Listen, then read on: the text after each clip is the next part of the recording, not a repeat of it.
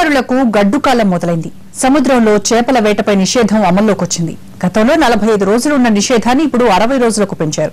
దీంతో రోజులు గడిచేదలా అని ఆందోళన పడుతున్నారు కార్మికులు. పైగా ఈ టైంలో ప్రభుత్వ సాయంపై కూడా అనుమానాలు పెరుగుతున్నాయి. నిరుడు ప్రకటించిన సాయం సరిగా అందలేదని ఈసారైనా న్యాయం చేయమని కోరుతున్నారు మత్స్యకారులు.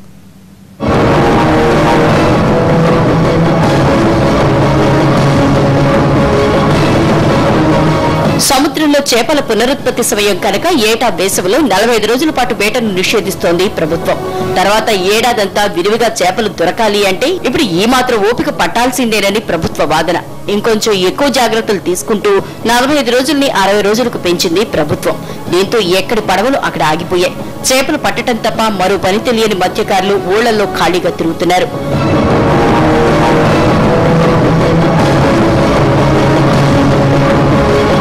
తూర్పుగోదావరి జిల్లాలో దాదాపు 1,00,000 కుటుంబాలు సముద్రం మీదే ఆధారపడి జీవిస్తున్నాయి. ఈ 2 నెలలు గడిచేది ఎలాగాని ఈ కుటుంబాలన్నీ ఆందోళన పడుతున్నాయి. ఏటా ప్రభుత్వ సాయం చేస్తున్నా అది అరాకొరాగా ఉంటోంది. ఆ వృత్తిని బాగా పెంచాలంటున్నారు మత్స్యకార సంఘాల నాయకులు. వాళ్ళకి సరైన సదుపాయం లేక ఈ యొక్క మెకనైజ్డ్ బోట్లకు ఏదైతే డీజిల్ సబ్సిడీ ఉందో అదే సబ్సిడీ కూడా మోటరైజ్ బోట్లు ఇచ్చినట్టయితే ఈ యొక్క అమలు సక్రమంగా జరుగుతుంది. మరి అంతేకాకుండా ప్రభుత్వం ఈ 2,000 రూపాయలు మరి జీవన వృత్తి కింద ఈ బ్యాంకుల్లో ఇస్తారని చెప్పడం జరుగుతుంది.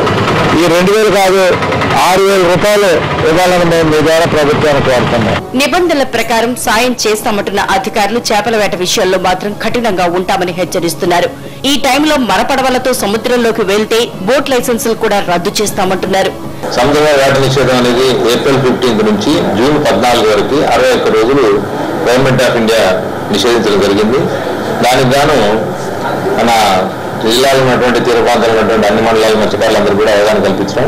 ఇప్పుడు ఇంతమంది గతాలు ఏంటంటే 30 కిలోల రైస్ ఇవ్వడం జరిగింది. ఈ పీరియడ్ లో ఈ సంవత్సరం ఒక్కొక్కరికి 2,000 రూపాయలు క్యాష్ రూపాయన ఇవ్వడానికి ప్రభుత్వం నిర్ణయించడం జరిగింది. వాళ్ళకి ఇమ్మీడియట్ గా మేము దాని లోపల ప్రభుత్వం నుంచి అనుమతి రాగానే ఇమ్మీడియట్ గా రిలీజ్ చేయడానికి వాళ్ళ అకౌంట్లకి క్రియేట్ చేయడం జరుగుతుంది. ఈ 2 నెలలు పనులు లేక కుటుంబ పోషణ కోసం కొంతమంది మత్స్యకారులు వలసపోతున్నారు. చేపల వేట తప్ప మరో పని తెలియని వారు మాత్రం అలాగే కష్టాలతో కాలం గడుపుతున్నారు.